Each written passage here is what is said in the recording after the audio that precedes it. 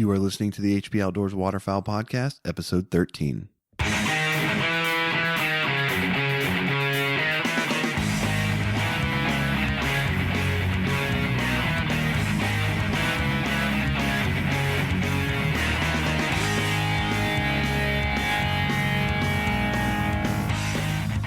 In this episode of the HP Outdoors Waterfowl Podcast, we're going to profile the wood duck.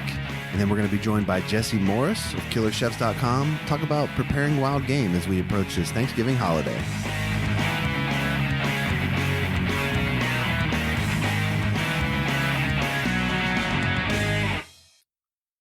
All right, welcome to this Thanksgiving edition of the HP Outdoors Waterfowl Podcast. This is episode 13 of the show.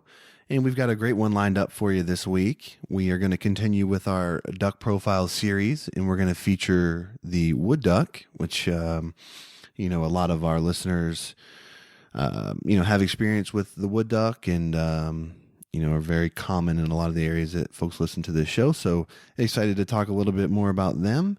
And then we're going to be joined by Jesse Morris of Killerchefs.com. Talk a little bit about how to prepare wild game and, waterfowl specifically, and just some tips and techniques and, some good recipe ideas for preparing your waterfowl in case you're planning to put a little table fare down for the family for this Thanksgiving holiday. Joining me as always for all of this great banter is Dan Harushka. Dan, how are you? Doing pretty well. How about yourself? I'm doing good, buddy. I'm just watching the weather and seeing everybody north of you getting pounded with snow, and I know you've got a good bit where you're at. So, although I feel for you all up north, I can't say that I'm too sad that hopefully it pushes birds down my way, if I'm being honest with you. Yeah, this Arctic freeze, it has been pretty chilly, and I do want to, say that we are thinking about the people in Buffalo. I see the death toll has actually rise to 13 up there, and they're getting some of those pictures. I see kids playing on top of vans, and they're just walking up on the snow, and they're standing on top of the van. So, the weight and, people out there shoveling, that's just a bad situation for a lot of people. So, prayers to them up there. And, on top of that, we have warm weather and rain coming at the beginning of the week. So I think that's just going to be, just salt in the wound up there. So I hope they all stay safe, and I'm definitely thinking about the people up there in New York right now. Yeah, Mother Nature doesn't play around, and she can be pretty tough at times. So absolutely, thoughts up to the folks that are affected by all of that. Before we go any further, I want to talk about the duck opener here in Virginia. But before we do that, what kind of deer update do you have for us? Did you pull the rabbit out of the hat on the last day of archery season and get another one on the ground, or what went down? I'll tell you what, my father-in-law was hunting with me, and he got down with probably 15 minutes of light left. He doesn't know the woods that well, so he was heading out. And in the last 10 minutes, I saw 7 different bucks, and the one that I've been hunting all season, I finally saw him the first time during shooting hours. He was a little outside, 40 yards, and I just couldn't close it. I probably could have tried to sneak one in there, but that's just not my game when it comes to an animal like that. So, coming up here after Thanksgiving, rifle comes in, so maybe I'll get my shot then. But I thought I had it nailed down, something to talk about today, but it just didn't happen. So he's still running around. Well, the good news is you can start duck hunting now. So, and hunting ducks and geese. So we're looking forward to hearing those stories as well. Yeah. We got a good Canada lineup tomorrow and some cut corn. So definitely excited. Got the snow covers out for what we're dealing with here, and my finger is very itchy at the moment, so I'm ready to go. Yeah, and we opened our season back up here in Virginia. The way we record the podcast and stuff, it makes it kind of tough. But the first day here was on the 15th of November, and me and my buddy Carlos went out to the blind out on the Potomac River, and I'm going to tell you, man, we had ducks all over us right at shooting light. I mean, I'm talking heavy mallards and some black ducks and stuff. I mean, all over us right before shooting light. And we had a good shoot early on in the morning, and then it slowed off a little bit as the morning went on. But we ended up with a handful of mallards. We shot one teal, and we shot the first pintail of the year. So all in all, a successful hunt in my book, and I'm looking forward to getting back out there tomorrow as well. And we've had the cold water, and there's some reports of some divers out on the river and stuff. So I think we're gonna move out of the backwaters a little bit and try to get out on one of the points and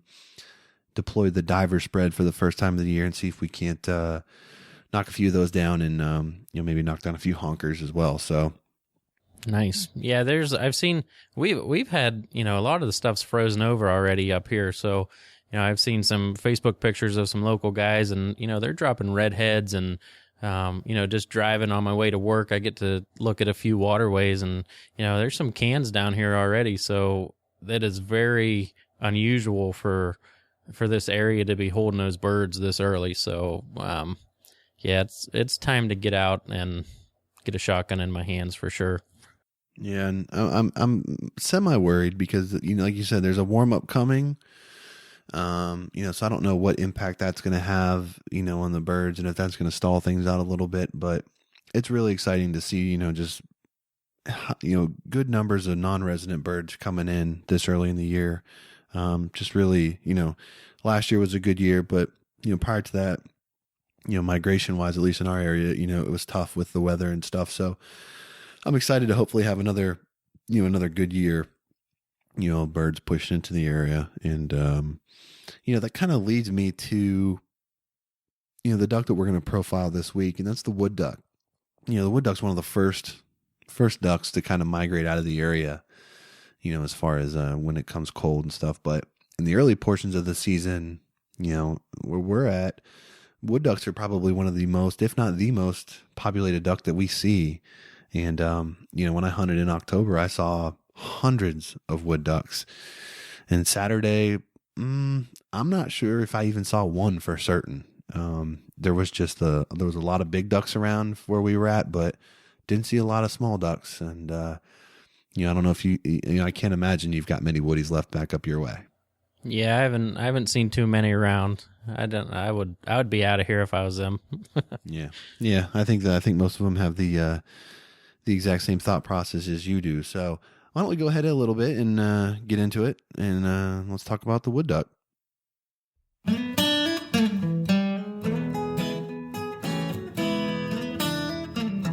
Yeah, so the wood duck, the male and female, they're both around 20 inches, both about 1.5 pounds. They're very, very similar. Looking at the male, one of the most beautiful ducks that you can lay your eyes on for sure. The head, the nice looking hood on it, it's a green and purple, has a white stripe leading from the eye to the end of the crest, and another narrow white stripe from the base of the bill to the tip of the crest. And then it's very, very recognizable in flight, and that's mostly due to the throat being white, and the chest is a burgundy with some white flecks in it, and that goes into a white belly, and that's really recognizable in flight. The bill is a brightly patterned black, white, and red, and the more mature wood ducks are just absolutely beautiful.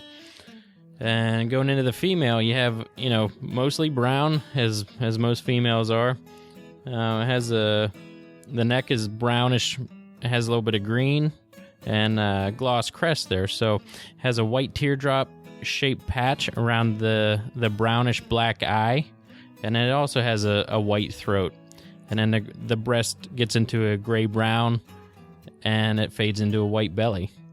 And let's see here, the back of it, you have an olive brown with a little bit of a green on it, and then you have a blue-gray bill, and the legs and feet are a dull grayish yellow. So that's a little rundown of the description of the wood duck. Yeah, the wood duck is just visually one of the most stunning birds, out there. The wood duck drake is right up there as far as one of my top, if not my top, visually bird, and they're one of the best table fare that you can find as well. So, and if you've ever had the chance to hunt wood ducks, they make some really cool sounds and some whistles and stuff that they put out. So just a really cool duck all the way around. The good thing about wood ducks is they breed across most of the central and eastern portions of the U.S., from southeastern Canada, along the Pacific coast, from California to British Columbia. But the highest breeding densities really are kind of in the Mississippi Valley region. But in recent times, their breeding range has expanded west into the Great Plains region. So, some good growth for wood duck breeding there. And, they tend to breed kind of in the wooded swamps and in freshwater marshes. Females will tend to nest in sort of tree cavities and that sort of thing. And, they also utilize, wood duck boxes and nesting boxes that are built by a lot of hunters and conservationists out there. And, those are great because wood ducks, they'll lay on average, 12 eggs, per hatch. So, really helpful when you're out there building wood duck boxes on, helping those birds hatch and, and survive.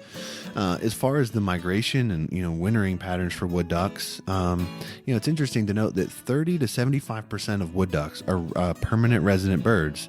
The populations winter basically over the southern portions of their breeding ranges. So, they don't necessarily go too far south, because generally their wintering habits, are very similar to their breeding habits. They winter in forested wetlands and hardwood tree species and stuff, places that give them cover and security. So, a really neat bird. The challenge with wood ducks is it's tough to get a reliable count on them just because of the way that they breed and the way that they, winter. They're hard to survey in the forested habitat areas that they live in. But, for most studies that have been done, the results would indicate that the population of wood ducks is increasing in nearly all of the regions in North America.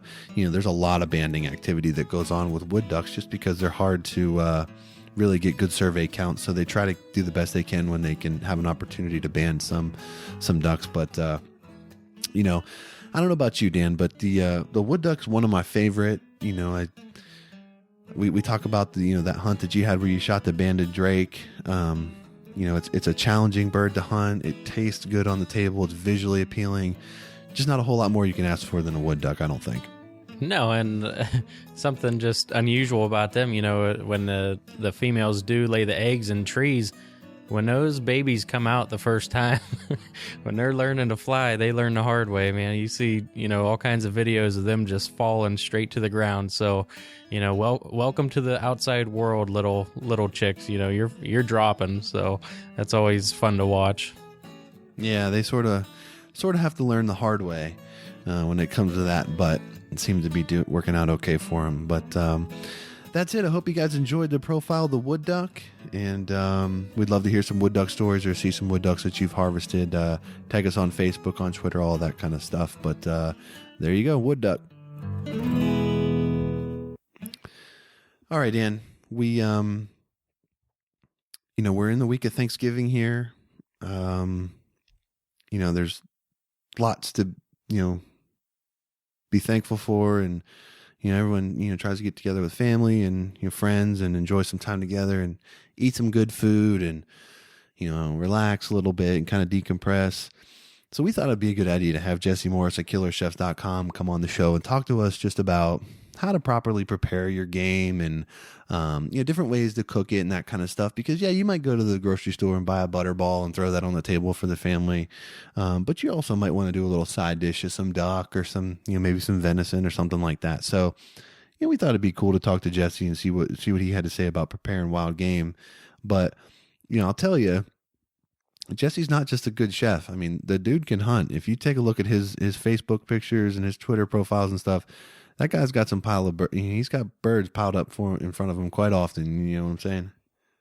Yeah, he, like you said, he's not only a chef, but a great hunter as well. And I know, when I come out of a field, I have my usual bacon wrap ready to go, and or I'll throw something in a crock pot. And I just I look at his website and I know that there's different ways, and I'm just excited to talk to him and learn how to take more advantage of what I harvest out in the field. And I'm really excited for this conversation, and I know our listeners should be excited because we get an absolute ton of questions on how do you prepare it, what's the best way to do it, and not just the cooking, but the whole preparation is very important in it. And I'm excited to see what he has to say. Yep, I think that the best part about Jesse and Killerchefs and what he's got going on is he thinks a lot like a normal guy would, not like an executive chef would. He likes to keep it simple, and he likes to do things that you and me and everybody listening to the show can do in their kitchen, in their house, with the standard stuff that you can pick up at the grocery store. So it's nothing crazy. It's nothing that you can't pronounce, or nothing nothing like that. It's just different ways to think about preparing duck, and really, really good information. So I don't want to put it off any longer. Let's go ahead and let's get into it. And we're gonna be joined by Jesse Morris of Killerchefs.com.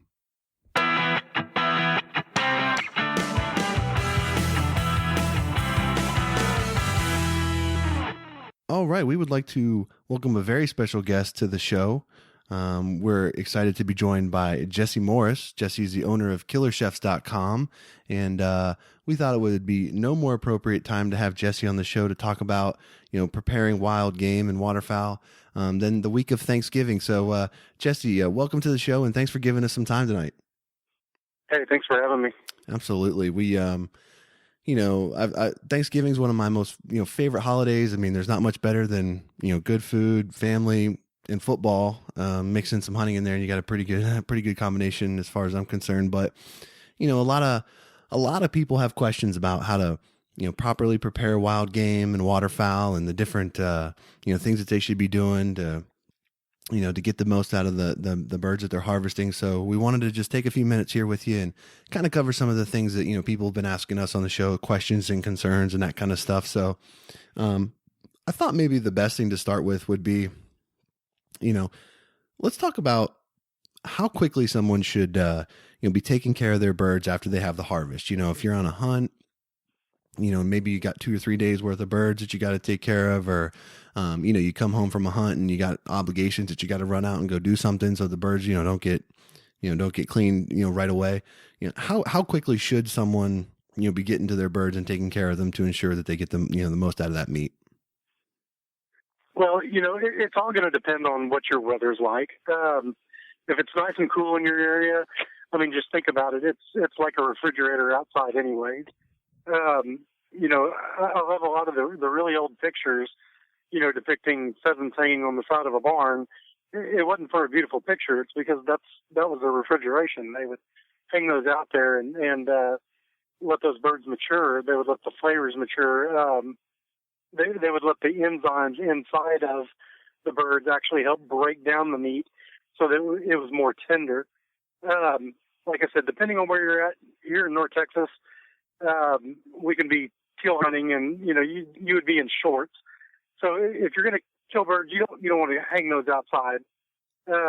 You want to put them inside a refrigerator or inside of a good cooler full of ice, and you don't have to get to them right away. I've let birds hang up to 5 days.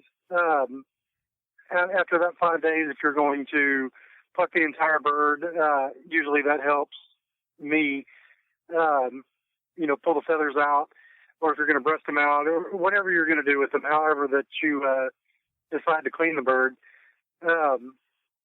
You want to make sure that it's been cooled down as quickly as possible. I see a lot of hunters, probably one of the biggest mistakes that I see them make is they'll be shooting a bunch of birds and they will stack them on top of each other. And what that's going to do is just cause an insulation barrier. So that heat is going to stay in there longer. So you really want to get them cooled down as quick as possible. If you're shooting ducks, I like to hang them up by their feet. and I like to hang them up individually. That way they can get the air moving through them. They're going to cool down quicker, and you're not going to have that spoilage, which is really going to give you the off taste in a bird that people just really dislike. That's pretty interesting. Do you have a certain temperature that you won't hang them at if it gets to, say, like 40 degrees? Does it have to be lower than 40 to do that? Yeah, typically, you want to stay out of that danger zone, which is that 40 to 140 zone. So anything below there, the closer to 40 and moving past that, you really want to take care of them a lot sooner. I've got a refrigerator in my garage that's pretty much dedicated to beverages and during hunting season wild game. So, I really utilize that, especially with the temperature changes in North Texas. We were freezing last week, and now I could walk around in shorts this week. So, you really want to be cognizant of what that temperature is. And like I said, just get them cooled down as quick as possible. Keep that core temperature down. That way the bacteria is not going to be able to build up. And like I said, it's just going to make for a much better product. That's a really good tip. So let's talk. Do you have any tips for preparation? Some say, I remember hunting small game with my dad growing up, and we'd kill, rabbits and whatnot, and immediately my dad would put them in a brine. So do you have anything? Some people say put them in whole milk, or what kind of process do you go through there?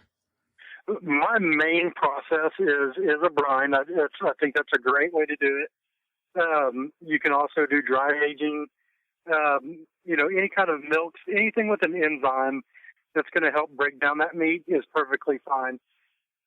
What I typically do is when I clean we'll say a duck, is I will take that meat and I'll put it in a heavy saltwater solution. So people, how much salt do I put in the water? Just put enough where it's salty. It's got a nice salt balance to it. And I'll leave that for an entire day, 24 hours. The second day, so I'll do a 4-day process. The second day, I will rinse all that water out, make sure and clean any, you get a lot of, residual feathers and things like that. Pellets, you can try to, flush those out, and I'll do fresh water. So that's another 24 hours. The third day, I will go back to a saltwater solution, and then on the fourth day, I will go back to fresh. After that, I will marinate them. So if you're going to marinate whatever you're cooking, that's going to help. People talk about the gamey taste, and I like the gamey taste. I think that if I wanted something that tastes like chicken, I'd go buy chicken. So I really want to enhance the flavors. I don't want to cover them up. So I'll do that 4-day process. I'll marinate, and then however you're going to cook it, you're going to get a much better flavor out of the bird by doing that. Yeah, and I think the gamey taste, I know, for one, my wife, pretty much anything I bring home is a struggle to put on her plate. So she's always like, it tastes so gamey. And, I agree with you. I enjoy the taste. I would love to try some of your food because I'm sure it tastes a lot better than how I prepare it. But, yeah, I would. There's definitely the gamey taste haters out there. Right. And, a lot of people will get into that gamey flavor or whatever, and that's because it hasn't been taken care of properly. And if you do that, if you do take care of that properly, it's going to taste so much better than by, leaving it in the bed of your truck for 3 or 4 days, which is a huge no-no. So, I see guys do it all the time, and it just kind of blows my mind that typically they'll just bacon wrap it and they'll eat it that way. So Jesse, one of the biggest questions we get on the show, we got a lot of guys that hunt Canada geese, and they reach out to us looking for different ways to prepare, Canada geese, and a lot of people think that the only really good way you can eat Canada geese is making a jerky out of it, or some sort of crock pot, something where you can mix it in with a bunch of stuff and kind of mask it a little bit. But what would you say as far as a good way to prepare Canada geese, or maybe some popular sort of ways that you know of to do something different and other than just make some jerky?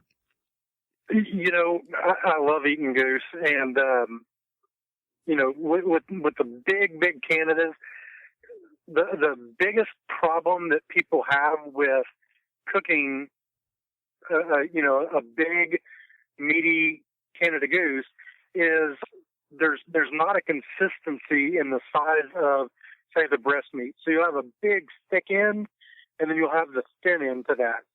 So when they cook it, you'll get an overdone piece at one end, and you'll get an underdone piece at the other end.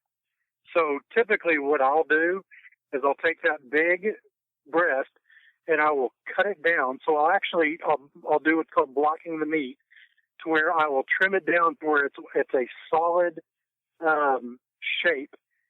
And I can take that trim. You can use it in the stir fry. You can make jerky. Do whatever you want to do with that trim. But the bulk of your meat, you want to try to get that down to the exact same size. That way, it's going to cook evenly all the way through at the same time, and you'll be able to marinate it. You'll be able to do all kinds of other things with that bird that you couldn't do while it's a whole breast. So what I'll usually do with that is I'll block it down, and I like to dry age it. So I'll clean it down really good. I'll do my brine method, the 4-day method, and then I will make sure that it's nice and dry, and I'll just put it on a plate inside the refrigerator. And you'll see after a few days, and you want to rotate that. You want to make sure and keep it dry, but it'll kind of build up a skin to it. And then after about 4 days, I will cut that, just very top layer skin off, and you'll see just how dark that meat has gotten, and then I'll cook it. And it will help with the tenderness. It will help with the flavor. That's my absolute and most simple way to cook Canada goose.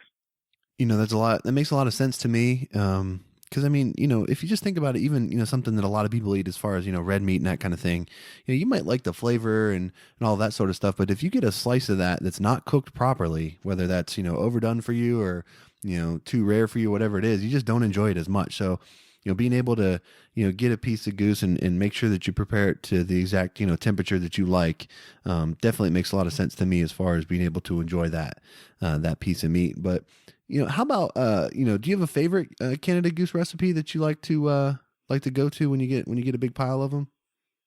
Well, the nice and simple way to do it, like I said, it'll taste like steak when you're done with it, I promise. I don't really have a favorite Canada goose, but speckle belly. I love eating specks, and I've got a dish that's on killerchefs.com that I came up with while I was in Canada, and the guides didn't like eating goose, and so I really wanted to cook something good for them, and I wanted to use what was around me, and we had hunted in a huge pea field, and all the pea swaths and all that stuff. So I did a dish that it used up a ground pork that the Mennonites used. I think it was just like pork skins and everything, but it's really fine ground. If you can't find that, you could use some sort of bacon or some sort of pork product just to help with the fat. Stewed tomatoes and the peas. So it's real simple that you would cook the bacon, add a little bit of onion to that, saute that together, add in the tomatoes and the peas towards the end of it, and let all those flavors just kind of come together. And then I would just grill the speckle belly, cook it to about a medium rare, and then I would take it off, let it rest, and slice it thin and put it on top of that ragu, and it was fantastic. Really good dish, and I think everybody enjoyed it. Man, I'm sitting here now, and my mouth is just watering already. It's not right. But all right, so Jesse, I've seen you've had just stacks of ducks in front of you already this season. Tell me what's your favorite duck to eat, and it might be the same recipe, but do you have a favorite recipe for that specific duck that you enjoy so much? I don't have a favorite duck. Here in North Texas, we get a pretty good mixed bag of ducks. And you can eat, guys will tell you they will not eat spoonie. And I've cooked spoonie for people and not told them what it was, and they absolutely loved it. And then when I told them it was spoonie, they nearly fell out of their chair. I mean, you can eat all ducks as long as you go through that process to take care of them properly. You'll get a good flavor out of them. We eat a lot of gadwalls. We get a lot of those here in North Texas. A good fat mallard is always good. Wood ducks have a really good flavor to them. And teal. I think teal are some of the best tasting ducks that you can get. Very clean meat when you see it in comparison to a lot of the other ducks. I think the meat it just has a different look to it, to me. Canvasback is a very good duck to eat, but we'll eat just about any of them. As far as a favorite recipe, I like to do a chimichurri, which is Argentinian. I don't know how to explain it. Almost a condiment, but in its simplest form, it's parsley, olive oil, garlic, chili, and a little bit of oregano. I do a little bit different twist on it, and I've got that on Killerchefs.com as well. I use a little citrus and lemon zest to it, and I think it gives it a really kind of a brighter flavor. That's probably the number one way I'll cook duck.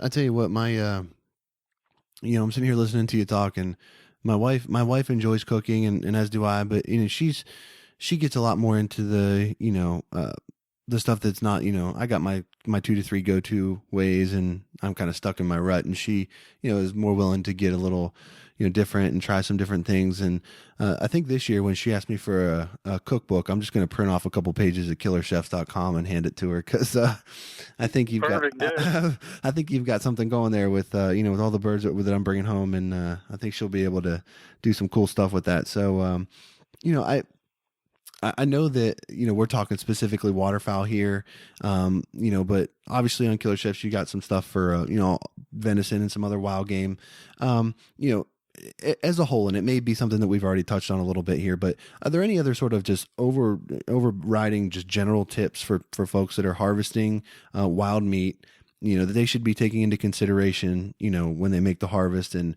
preparing that for the table? A lot of deer seasons are, archery seasons have been in, but rifle seasons are coming in and stuff. So guys are going to have a lot of different meats, ducks and, deer and all that kind of stuff. And, a lot of that's going to have to go into the freezer. So what are some things that, guys should be considering just in general when they're prepping all of their game meat? Well, in prepping it, like I've said, you just want to get that temperature down. You want to make sure that it's nice and clean. If you're going to freeze it, you want to make sure that to get all the air out of there, having a good vacuum sealer is a must. I think the biggest problem that people have when they're preparing wild game is they overcook it. You do have your recipes that are braised or they're slow cooked or smoked or something like that. But if you really want to enjoy the flavor of the game, you really want to not overcook that game. If it's venison, if you're doing as simple as a backstrap, that's everybody's kind of go-to venison deal, is you just want to cook it to a nice rare, medium rare. You don't want to overdo it. And it's really tough to come up with recipes day in, day out, and to write things for the website, and because I liked it really simple. I don't want to overdo it. I don't want to drown it in gravy or cream of mushroom soup or something like that a lot of guys tend to do. If you're going to break down a wild animal and you want to really get the most out of it, like I said, you go out there, try to be a little bit more adventurous in what you're going to cook. It is kind of tough sometimes. You may only get one doe a year, and you really don't want to, mess anything up and lose any of that meat. But, if you take the time, message me on Facebook, hit me on Twitter, Instagram me, whatever. If you really have a problem that you don't know what to do with that, I'll walk you through it. I'll do my best to help you enjoy that game because, let's face it, if you take care of the meat that you've this animal that you've killed, you want to really enjoy it all the way through. You don't want to waste that. So, I think that's the most important thing is just really, relish that you have something special that you can't just go out and get, at your local grocery store. You have to put in the work. You have to, to process it. You have to do all those things. It really is kind of special in that regard. Yeah. I mean, man, what you just said just totally resonated with me because, my wife's family doesn't hunt, and I grew up in a family that, everybody in my family hunted. So, when I started putting venison on the table and stuff for my wife's family, it was a really gratifying feeling for me to see their doubt turn into just, you're seeing them enjoy the dishes that they were, and I'm just talking backstraps and stuff like that. But it was awesome to see them really enjoy it and kind of, put that stigma aside that, it was all good, the gamey and this, that, and the other. And, when it boils down to it, if you take care of it and do it right, it's just delicious. Delicious meat that, like you said, you can't just roll up to the local grocery store and, pick that off the shelf and get the same deal. So, yeah, absolutely. I'm right with you with that. And, and it kind of brings me to my next point. So you get a lot of misconceptions, I think, about, game, and I'm kind of jumping back to waterfowl here more specifically, but, you mentioned it with spoonies, people, don't want to, say that they won't eat that. And, you got guys that, like I was saying, will only make jerky out of their Canada geese and that kind of stuff. I know that there's some ducks that, you probably shouldn't eat. And, depending on where you're at and stuff, they talk about mergansers and stuff like that having high mercury levels. And, those aren't really, ducks that are known for good table fare, in general. But overall, what would you say some of the misconceptions are that people have out there about eating and preparing waterfowl? Guys that shoot a lot of divers, you'll see on these message forums, those aren't any good for eating. And then some guys just say, they love them and they taste just as good. What do you think some common misconceptions are out there about eating ducks? I think the biggest one that I get is they'll say, "Ooh, you eat duck? Well, isn't that greasy?" That's always their kind of go-to stereotype of what a duck is. And I think you can kind of get back to the old, recipes that there were confit where they're cooking them in their own fat and they're storing them in their fat. And then you're reheating those in their fat. And it's greasy. It's absolutely delicious. But, that was kind of the French way or however way to cook duck was the confit. So they really have this conception that it's greasy or, it's going to be really fatty. But, as we know, wild animals, they work really hard.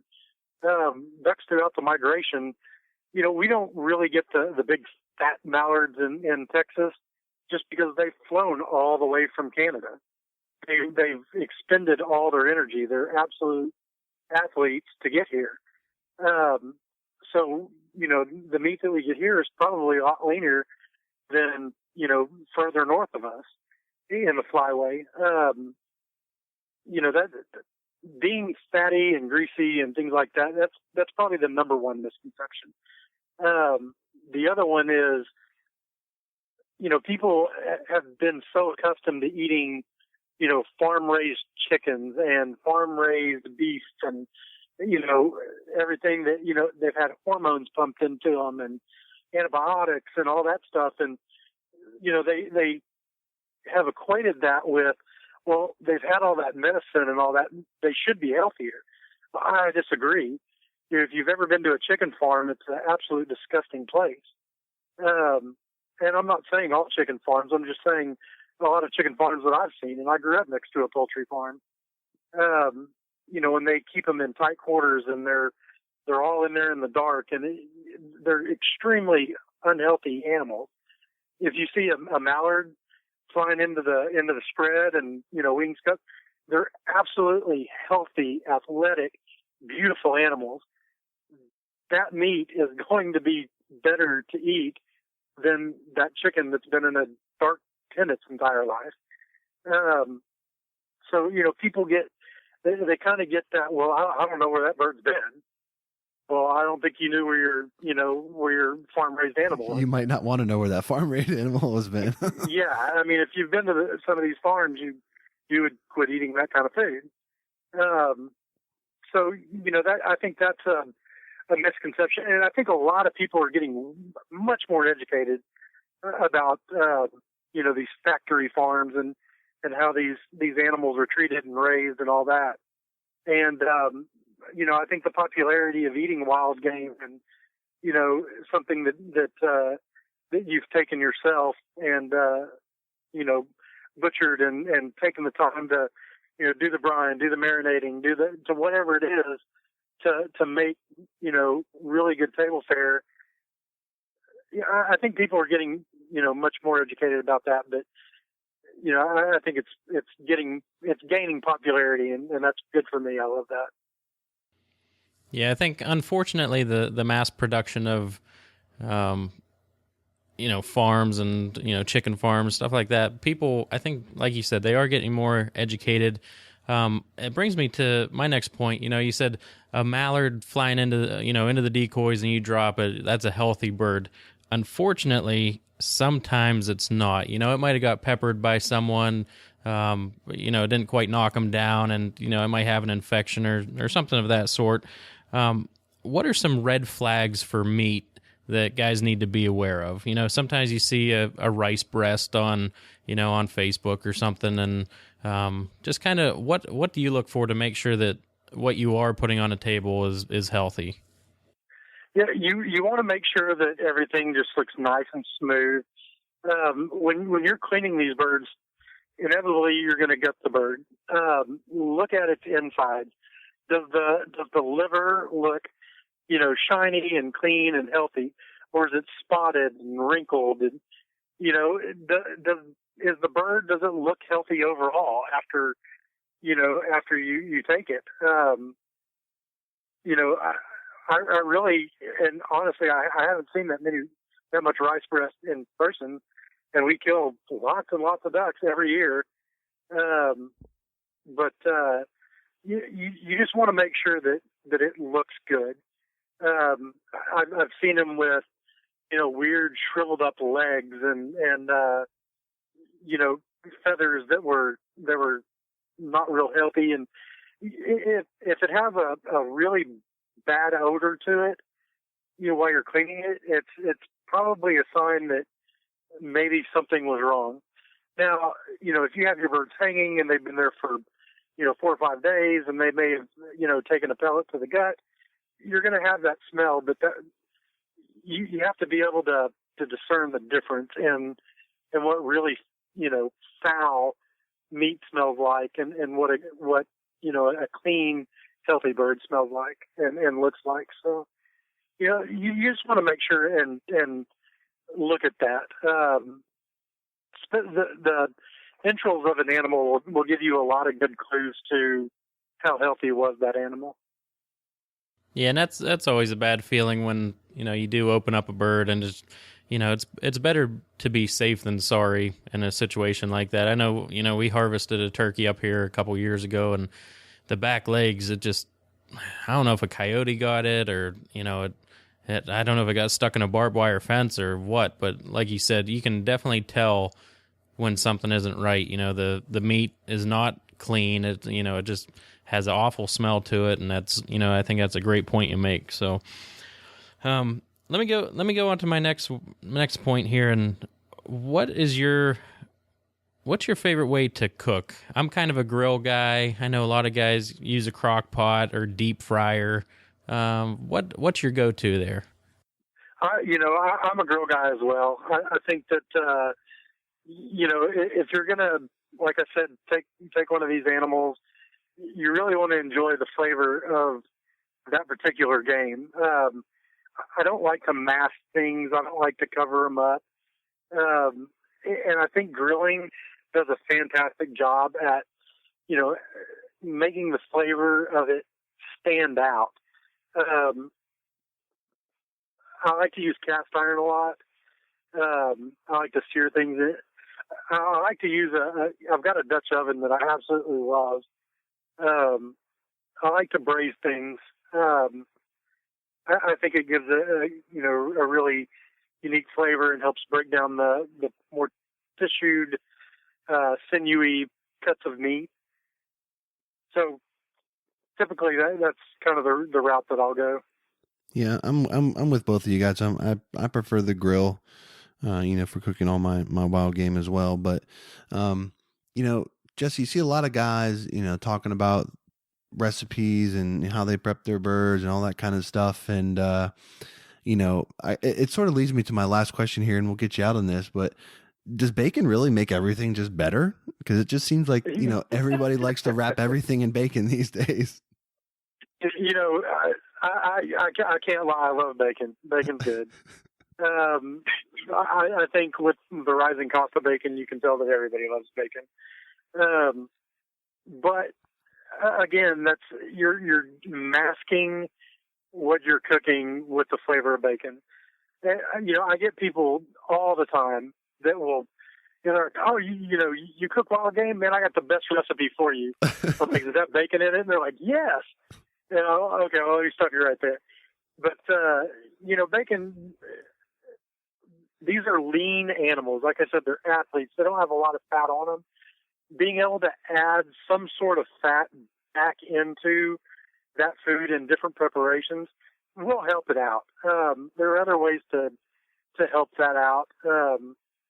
People use caul fat. So if you use the inside of a deer, that kind of webbed looking clear with a spider web, that's called caul fat. And it's absolutely fantastic for wrapping something in. If you're going to grind, ducks or deer or whatever, turkey, being able to grind in some sort of fat and pork is really good for that. It really helps it out a lot. And, I like pork fat as much as the next guy. So, it's good, but don't use it as a crutch. I think that, I'll have guys tell me, I love eating dove. And I'll say, well, how do you do it? And they're like, oh, wrap it in bacon and grill it. And well, you don't like really eating dove. You like eating bacon. Because if that's the only way that you do it, then that's, you probably should just like bacon. But, if you can do something different with it, I do a dove carnitas that, it's very pretty and flavorful and it just blows guys away that it's not bacon wrapped dove and it tastes good. So, don't use it as a crutch. Use it as something to help keep things moist or carry the flavors, because fat carries flavor. But I like bacon. Yeah. I was going to say, you're not going to get any argument from me on that front. I enjoy bacon as much as the next guy, but Jesse, I mean, it's just been an absolute pleasure talking to you and just hearing, from someone who knows what they're doing, not only in the kitchen, but, if anybody checks you out on Facebook, what you're doing in the field as well. So it's good to talk to you and get your perspective on this. We encourage everyone to check you out at killerchefs.com. As you mentioned, they can find you on Twitter, Facebook, Instagram, all the social media outlets. You got a lot of good information on your website. And, as you mentioned, if any of our listeners have any questions or anything for you, they can certainly reach out to you through those channels. And, hopefully our discussion today will allow some folks to maybe think a little bit differently about the wild game that they have, or that they might take and, maybe do something cool for Thanksgiving and, be able to share that with their family. So, Jesse, we really appreciate you giving us some time today, and have a happy Thanksgiving and best of luck to you this season. You too, guys. I appreciate it.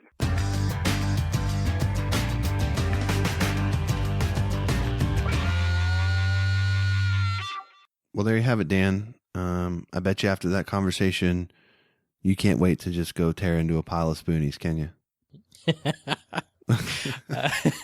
If I was hunting with him, I would be very excited for that. I still probably don't trust myself, but I'll tell you what I do trust myself doing, and that is properly prepping the meat now. And, usually I just come home and rip the bird apart and go and start doing it. And, the way he was talking about flushing it and or hanging it or anything like that, just it really never even crossed my mind. So, I'm ready. I'm going out hunting in the morning, and I'll hopefully, bring a couple geese back and try some different techniques here. Yeah, it was one thing that he mentioned that kind of had me thinking too was, stacking birds on top of each other and that kind of thing, and sort of insulating them and keeping them from cooling down. If you throw your ducks on a a strap or something like that in the blind, that's what they're doing. They're just touching and they're kind of insulating each other. So, that might be something you want to consider. Giving the birds a little more room to cool off and bring that body temperature down a little bit so that the meat can kind of, hold up a little better for you, and taste a little better when you get it put on the table. So, again, we really enjoyed having Jesse on the show. You can check him out at killerchefs.com.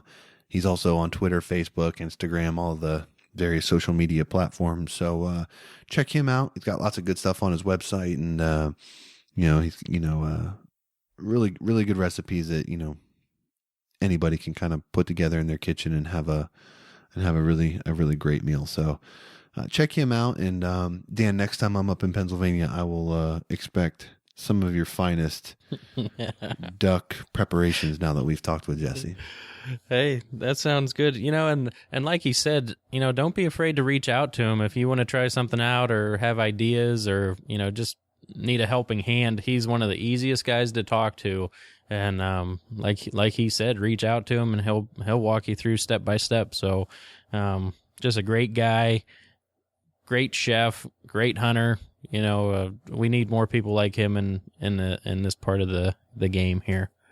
Yeah, and having Jesse on the show is a direct correlation to feedback that we've received from you guys, the listeners. So if there's more things that you would like to see us get into, reach out to us. You can give us a call on the HP Outdoors hotline, 724-609-FOWL, 724-609-3695.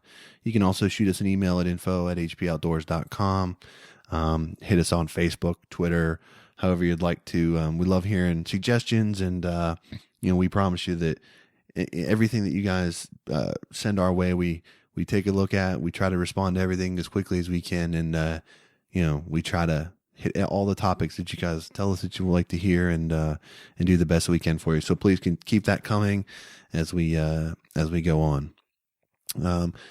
So Dan, before we wrap up the show, I wanted to just take a moment, and being that this is Thanksgiving week, and I would like to ask you to name something, or a couple things, I guess, some things that you're thankful for. And, I'm going to challenge it to be a little more creative. Obviously, you're thankful for your family and your health and that kind of stuff, but think outside the box a little bit. Tell me something that you might be thankful for that doesn't immediately come to mind. You know what? I'll just work off of your parting shot from Veterans Day, and I'm very thankful that there's people in our military willing to fight that give us the rights to live in a country where we can, practice faith the way that we want to. We can enjoy everything that this world hands us, if it's hunting or if it's, just going out for a walk, or, the safety of this country overall is quite amazing. And there's, you always see, the Republicans and Democrats fighting, but, America is an amazing place. And I'm very thankful. America. I am very thankful that I was born and raised here.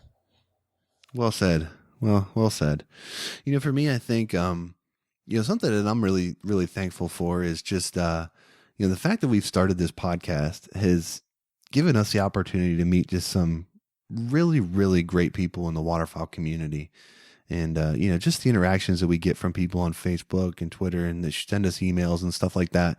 It's really fun to just talk with other people that are like-minded and, just to talk hunting. And, it's something that, when I'm not with my family and I'm not working and that kind of stuff, really hunting waterfowl and talking waterfowl is really all that's on my mind. I mean, it's one of those things that just kind of grabs a hold of you like that. So, I'm just really thankful for the opportunity to, get to talk hunting and, and share it with other people that are like-minded, like you and I. So, I think that's probably a perfect transition though, to allow us to get into, this week's parting shot. So this week's parting shot is essentially just a recognition of the holiday, the Thanksgiving holiday. It's one of my favorites. I have to be honest with you. There's not much better than friends, family, food, and football. I always tend to work in a hunt on Thanksgiving morning. And, growing up a Pennsylvania kid, Thanksgiving was sort of the start of the deer season for me. The Monday after Thanksgiving is the first day of rifle season. As a kid in elementary school, we got school off for that. It's something that I remember to this day and will always remember, going to deer camp with my family and spending time with my grandfather and my cousins and everybody else in the field. So I would just, implore everybody to take a minute this Thanksgiving holiday and, take a step back, relax, enjoy the time with your friends and your family. Get out, do something you enjoy doing, whether that's watching football or, chasing a flock of mallards, whatever it is. Make sure you take the time this holiday season to put that stuff in the priority. And, the work will be there on Monday when you get back. I assure you that. And whatever you do, avoid Black Friday, stay out of the mall, go to the woods.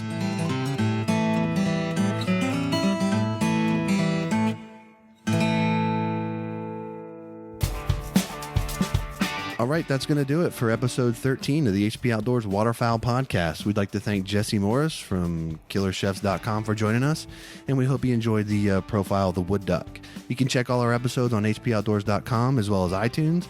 If you haven't had the chance yet, please feel free to leave a review and a 5-star rating on iTunes. We greatly appreciate that. And we always take your feedback at info@hpoutdoors.com. Again, thank you to everyone. Happy Thanksgiving. For Dan and myself, till next time, take care.